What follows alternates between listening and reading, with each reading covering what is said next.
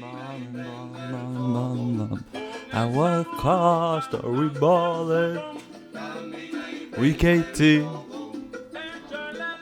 Hey, we in Miami, in the Tropicana. Hey, hey, hey. The jungles, baby. We in the lower half of the equator in America. You feel that? Hey, ballin' at what cost? Hey.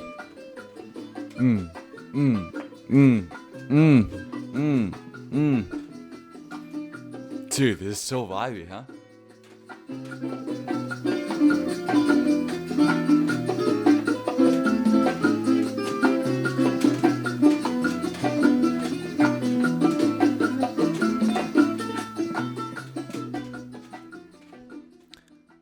Hi, I'm Rexy Pukanikin, and we're ballin' today, tomorrow, and most definitely yesterday.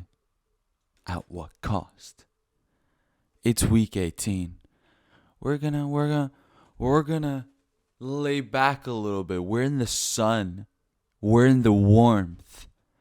Now, maybe currently here for myself, yes, but we're going to Miami this weekend. We're going to Brazil this weekend, okay? So we're nice and toast. Where's the rush? You see how slow I'm talking? No worries. Just drink the cocktail slowly. It's fine. The sun is here. And then let's wait till all the action starts. Then when the action starts, maybe the sun sets a little bit, Oh, and then that's when we're talking about Miami. That's when there's gonna be a lot of laps done, but there's gonna be a lot of lines done as well. A weekend full of laps and lines. I'm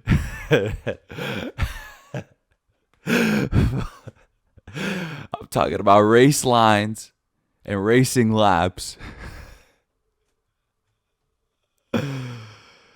And also the other type of lines. I don't think I almost have to specify anymore.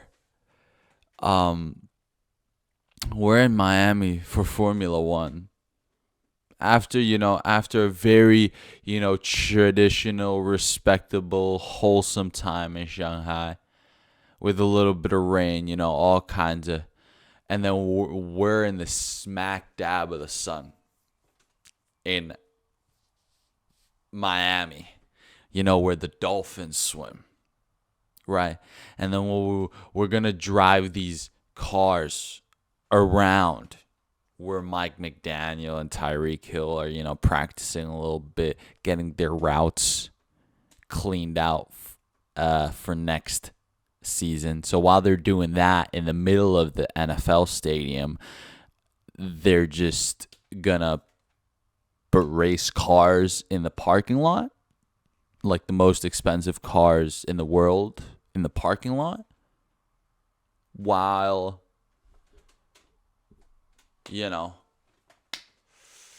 dude, I'm talking about these race lines are going to be crazy. These racing lines, I'll tell you, all kinds of racing lines everywhere, and especially when it's a sprint weekend, guys. We're so lucky that we had a sprint weekend last race in Shanghai, and then now we have another sprint weekend, and that's why I have to just, guys. If we're out there in the sun the whole time, watching these racing lines, lines are very important when you got to stay focused. Or the other way around. You got to stay focused to do lines. At least if you're the driver, not, I don't know if you're the viewer or not, it might be a little different. But if you're the viewer, you got to be there. You got to be with the sunglasses. I'm just the average Miami fan. My dad owns some kind of, transporting business or whatever that's been successful since the 70s or whatever.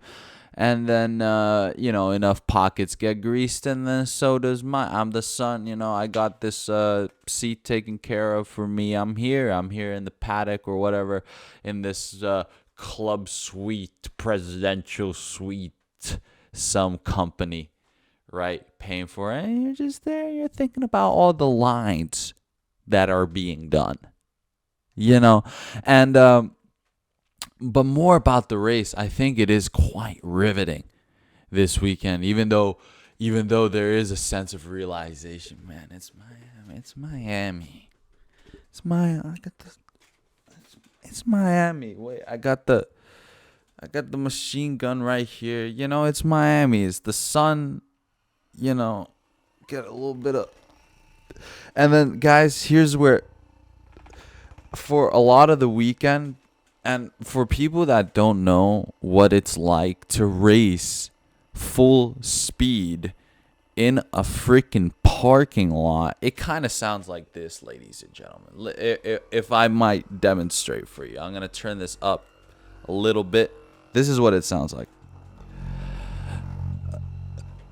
Wait, let me try to. Can you bucks in?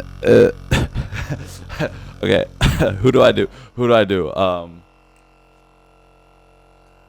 Oscar Piastri, right, in a critical tire, in a safety car situation where he has to, or something where he. Okay, no, let's say sprint. It's sprint quali, right? Sprint quali. You gotta somehow you're getting held up, and then now you gotta.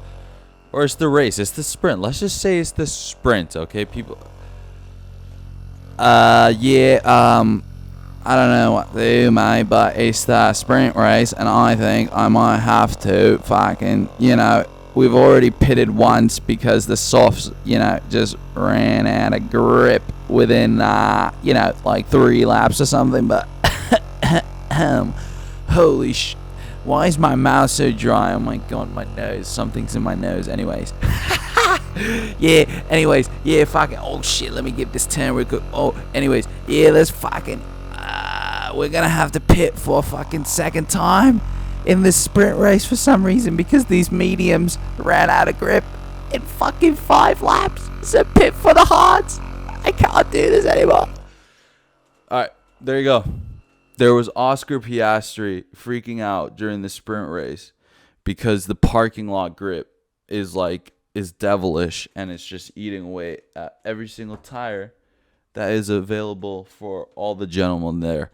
Guys, it's not that bad. I'm just making a little bit of fun here.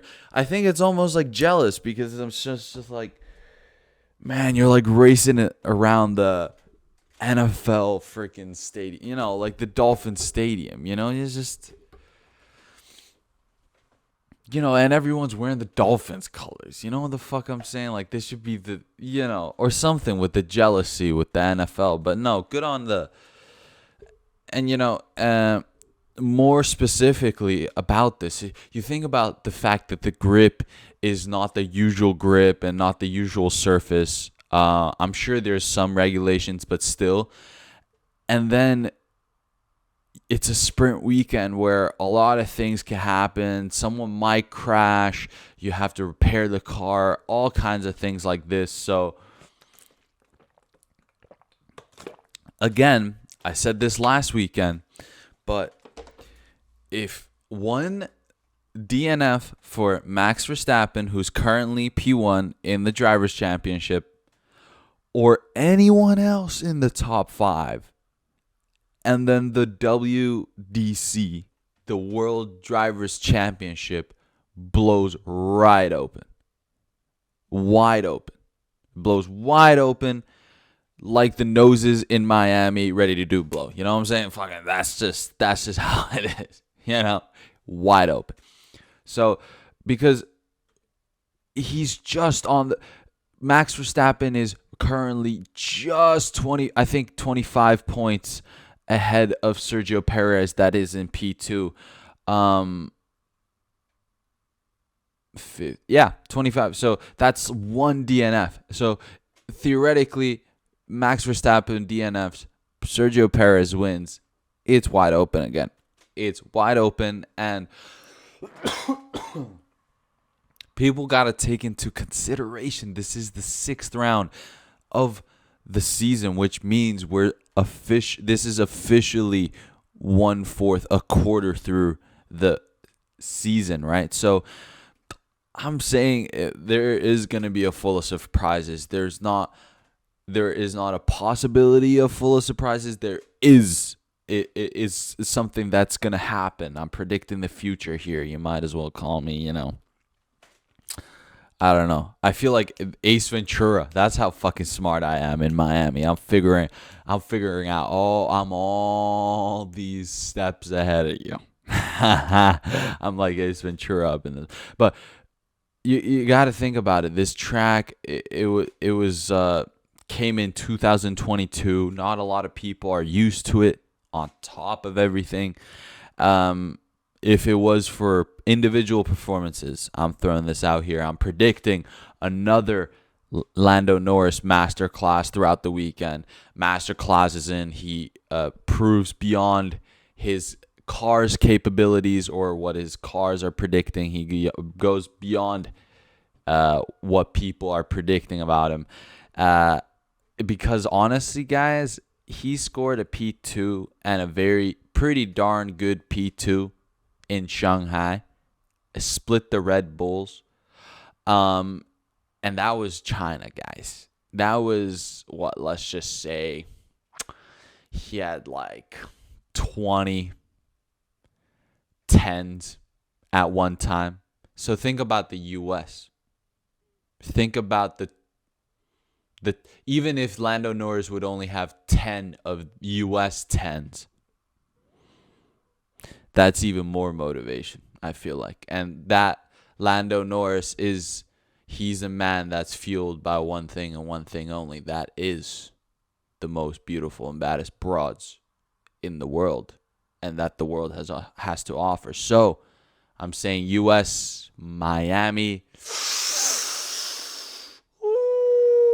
When those BBLs start kicking towards Lando Norris's way, dude, after, he was just partying up in Amsterdam, because I don't know that too much about the Netherlands, but I'm assuming it was their Independence Day.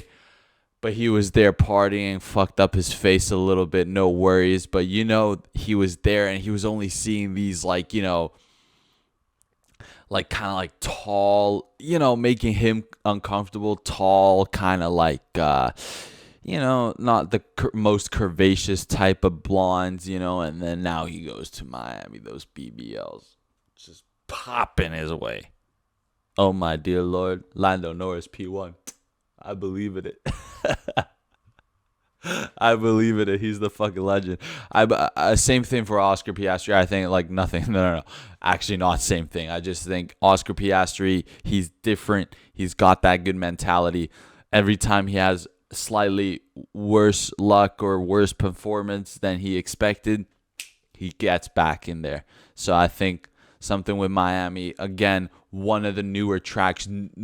Everyone has pretty much the same amount of experience on this track in real time. So, bam, Oscar Piastri up there with the McLarens. But the ultimate winners, I think, of this weekend that are going to shine, if they are about what they are, if they really are about what they are, I feel like Ferrari are doing a little bit of a crazy thing with Miami. Because if you really are what you are about that Miami lifestyle, really, that Florida mentality, then you got to make sure every kingpin is pulling up to the suite, to the VIP suite, driving a Ferrari, a bright red Ferrari, or a yellow, or a banging Ferrari. Because if that happens, then yeah, we're just about gonna see the most beautiful Ferrari masterclass. Now, I'm not talking about Leclerc and Sainz. I'm always gonna be rooting for my boy Sainz over Leclerc, but now we're gonna see that. We're gonna see that just beautiful, just like Jordan Belfort, the Ferrari opening scene. Ferrari, bam. The chick is sucking your cock while you're driving the car. That's Miami. That's Ferrari Miami. That's what it's about. If you're really about that lifestyle, then yes. Leclerc signs 100%. We're about to see a masterclass from them. So yeah, I had to get that nitty gritty with y'all for Miami because it's, if you wanted some kind of opinion that wasn't the, oh yeah, it will be interesting to see what happens, and yes, the one DRS zone, and there's very technical turns that are all different speeds and different lengths, guys. And with guys, I'm just saying, safety car is coming out. Crazy shit's about to go down. Okay, racing lines, laps everywhere throughout the whole weekend. Everywhere, BBLs, everywhere. I love it. I love Miami. Fuck it. Yeah, here we go. Let's go. Let's go Miami. But then we go from there. We go even more south from the equator.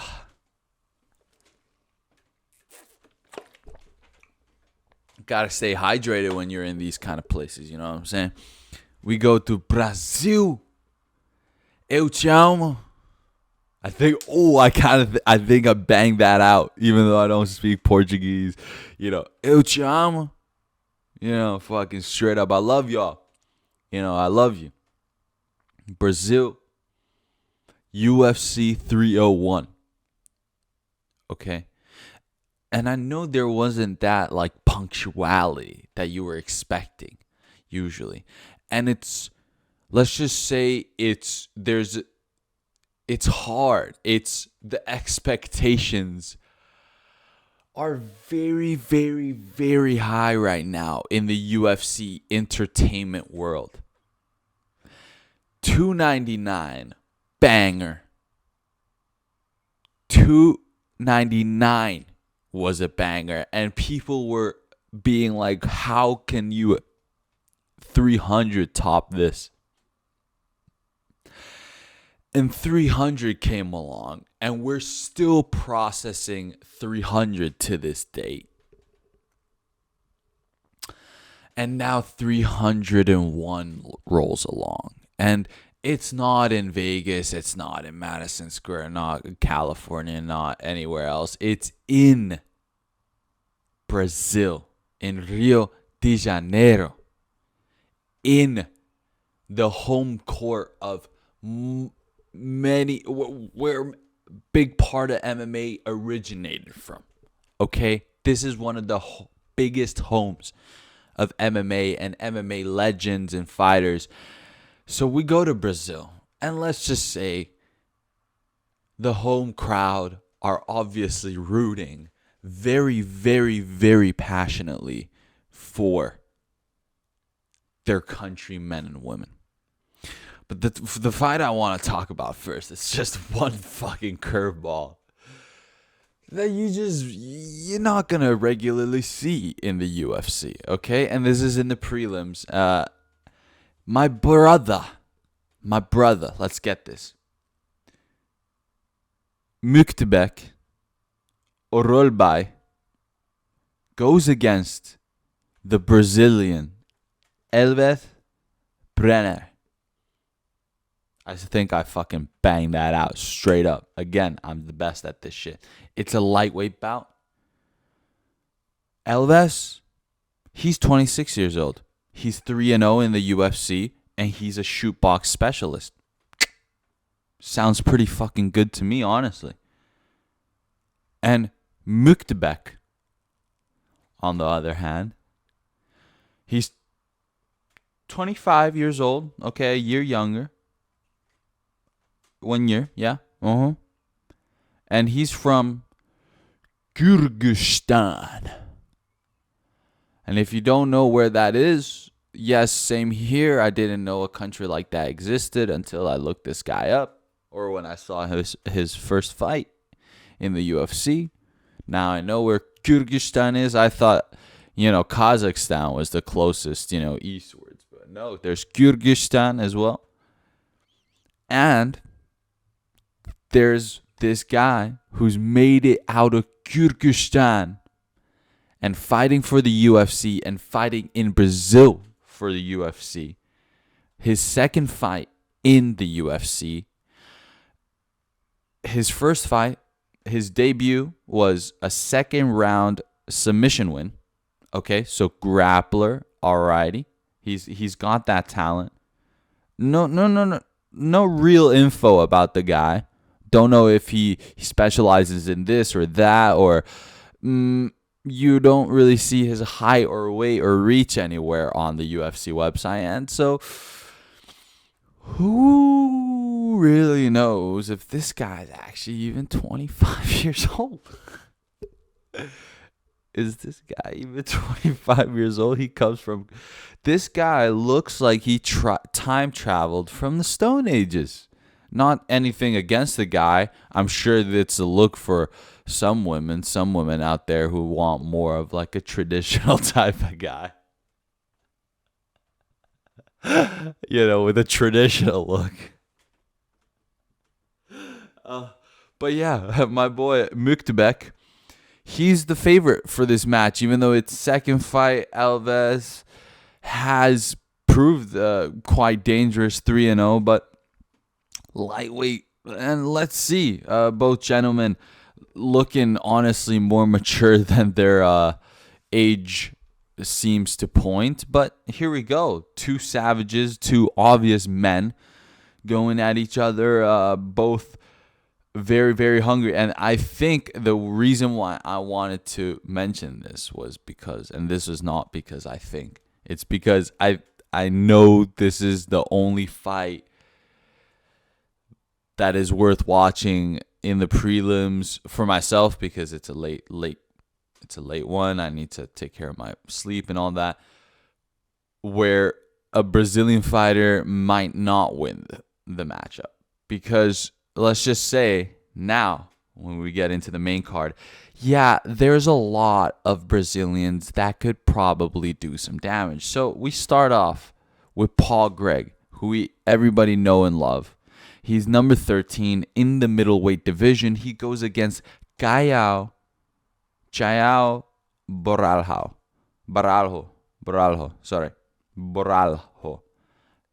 who's number 14 in the middleweight division. Paul Gregg has been around since 2016. He's fought the toughest of fighters. He's defeated them too. Jamal Hill. Whoa. Ankalaev. Whoa. They've both moved up to light heavyweight now. Shogun Rua as well. He matched up against him twice. And he's sizable for a middleweight. Very sizable. He cuts a lot of weight, but he makes the weight. Boralho, though, on the other hand, made his debut in 2022, so hasn't been around the UFC, at least, the UFC level of competition. He's not that familiar with.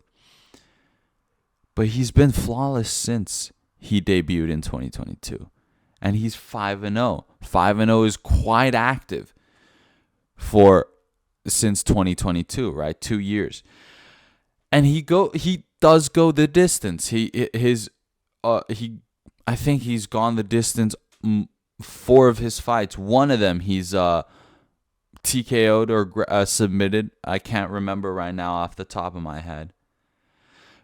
So obviously the fact that he's gone the distance, he could do things, but Paul Gregg is known to be aggressive.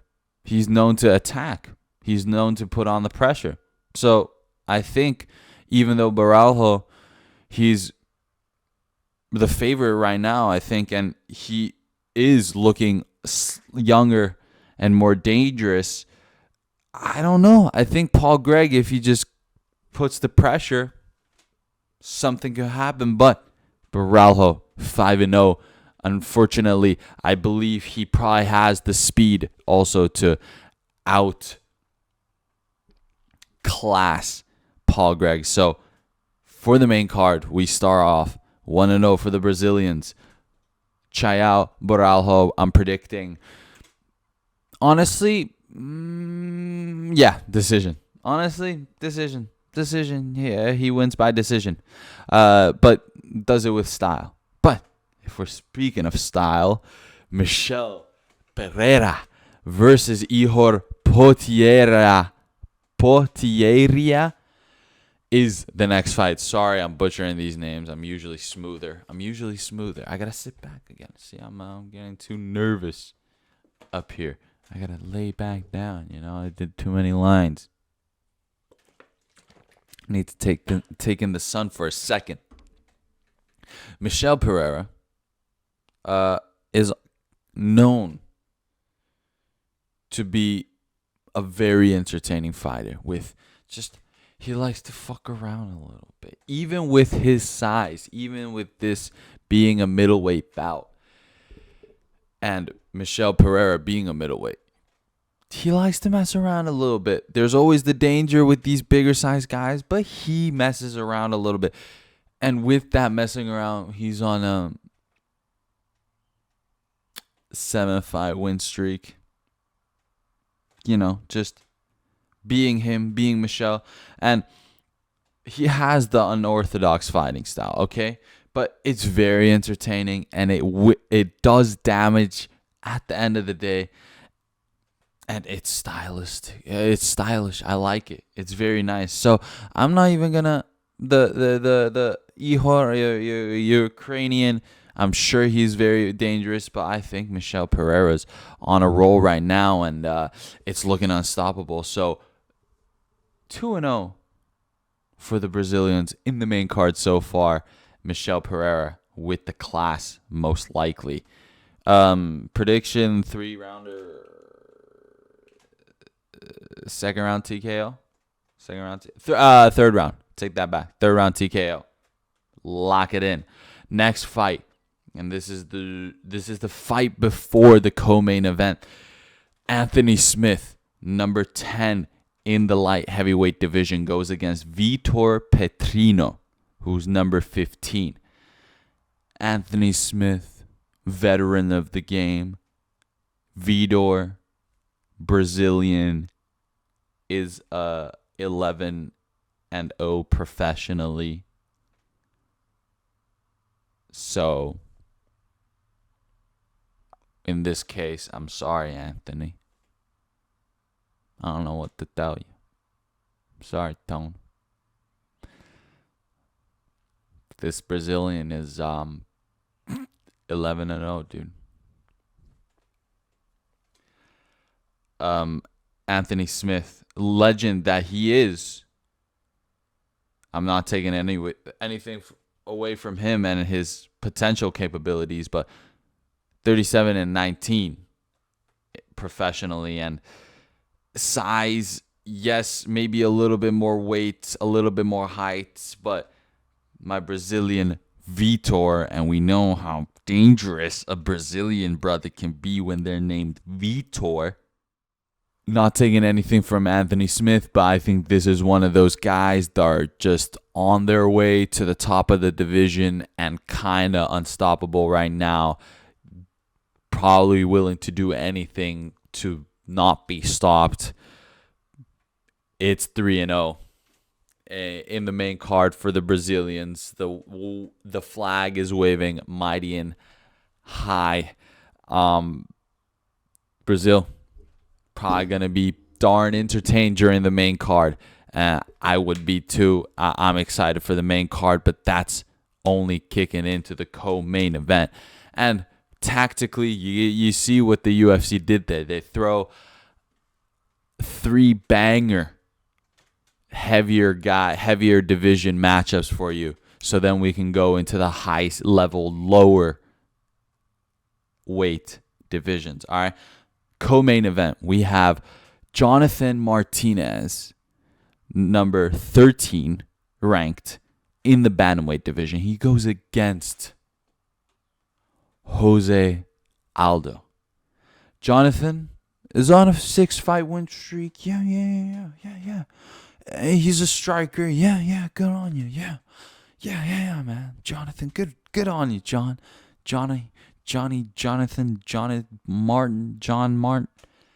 Martin, yeah. But Jose Aldo is a veteran, legend, Hall of Famer already, not even future already. And one of the most dangerous Brazilian fighters ever. not even fighting at 145 that he was also very dominant at. He's fighting at 135, just to add a little oomph to his strength. Coming out of retirement to be on UFC 301 co-main event in front of the home crowd. I'm sorry, Jonathan. It's game over. This matchup gets me hyped, man. Jose Aldo, oh my God. Legend coming out of retirement. I don't know what to say. Yes, 6-fight win streak. Yes, Jonathan can strike.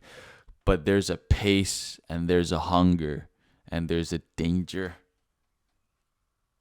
that is always there when Jose Aldo is fighting with you in the octagon. So, oh my God, get out of here. Let's go to the co-main event. I mean, the main event. But that was the co-main event. Main event. Oh my God. My brother, fucking Steve Ursig, number 10 in the fat flyweight division, goes against Alexandre Pantoja, who's the champion of the flyweight division, undisputed flyweight championship of the world. And Steve is the one to pose a threat. Pantoja right now, I don't know what to tell you. He's the most handsome fella out there. And he looks unbeatable. He looks like Alexander the Great. He looks uncrackable. You can't even crack him. You can't even stun him. Right? Brandon Moreno couldn't. Figueiredo couldn't. And he's there. And he's defended his championship too. He's not just there, I just got this nice flashy belt. He's been there. Steve here. Steve, my boy Steve. Yeah, my boy fucking Steve here. Right, fucking, he's 3-0 in the fucking UFC. Right, and he's known for fucking submissions. This guy can fucking tie you up like a goddamn pretzel.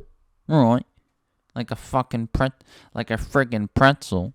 Right, like a fucking bloody pretzel. Right.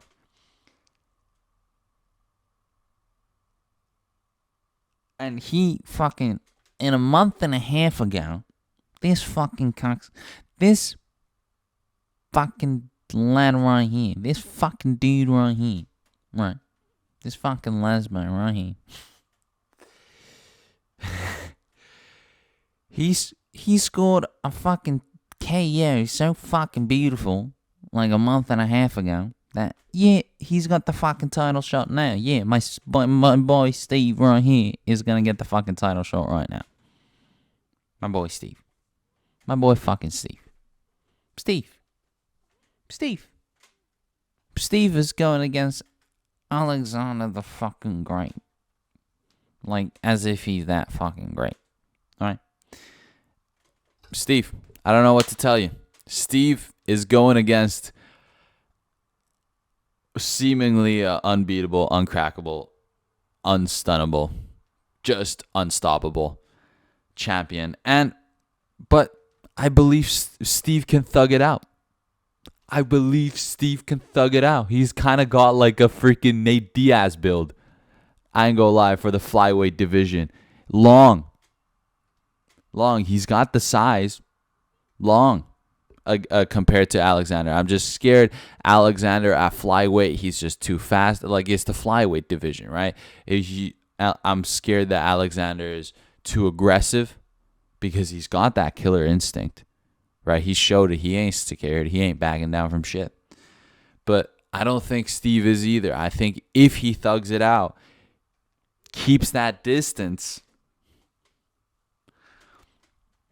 who knows? This might be a 5-rounder split decision to Alexander, but I think that's the closest Steve will get a controversial split decision win, possibly. Unless if Steve gets the luckiest submission in the world, I'm predicting Alexander Masterclass TKO within 3 rounds, something like that. I predict a flawless 5-0 for the Brazilians at home for UFC 301. You heard it here first.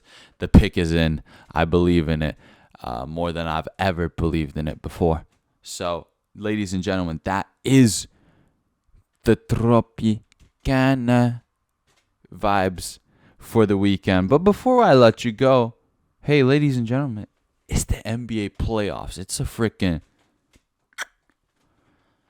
the Wild West here. We're freaking. Okay, I got this one pointed. There.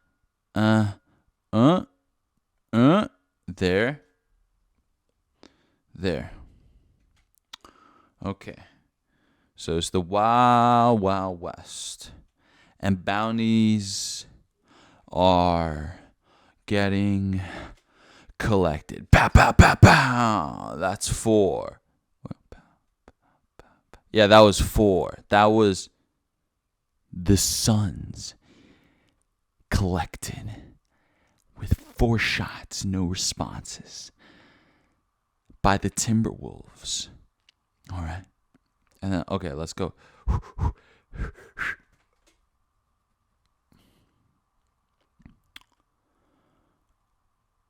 OKC. Bam, bam, bam.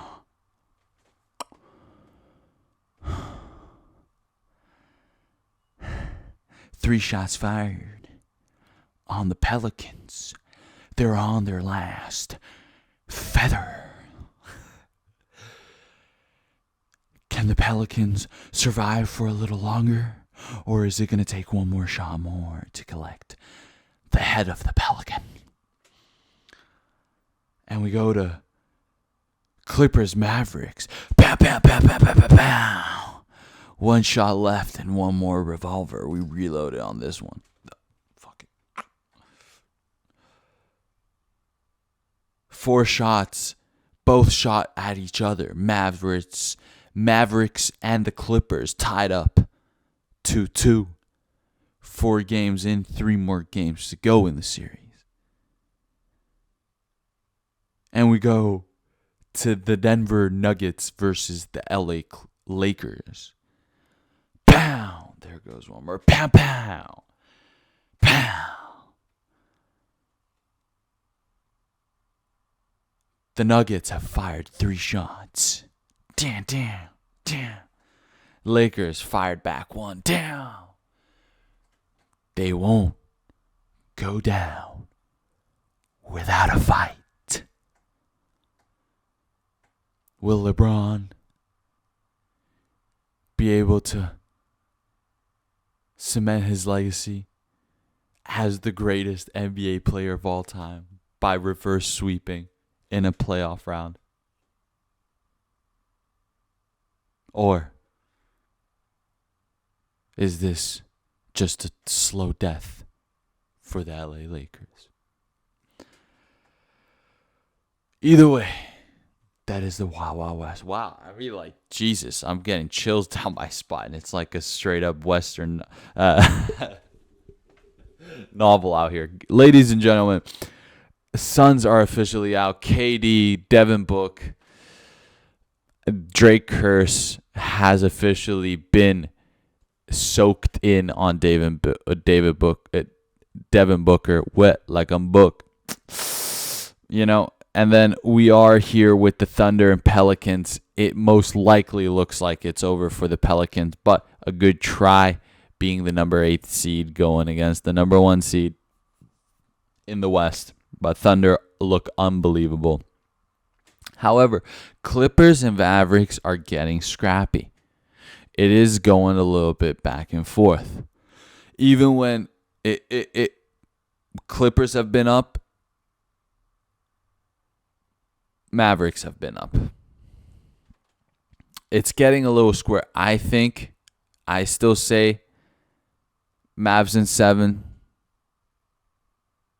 but who knows? Mavs in six. Sorry. Mavs in six. Mavs in six. Mavs in six. Mavs in six. Mavs in six. Not Mavs in seven. Mavs in six. We believe in it. We can take the game 5 and then we can take the game 6. Yeah. Okay. And with the Nuggets versus Lakers, you know what? Fuck it. Just because I've given so much crap for the King lately, I hope the LA Lakers and LeBron, with the lead of LeBron, they're gonna be the first team to reverse sweep another team in the playoffs in like years. I don't think it's ever even been done before, but maybe it's been done sometime in the 30s or whatever the hell.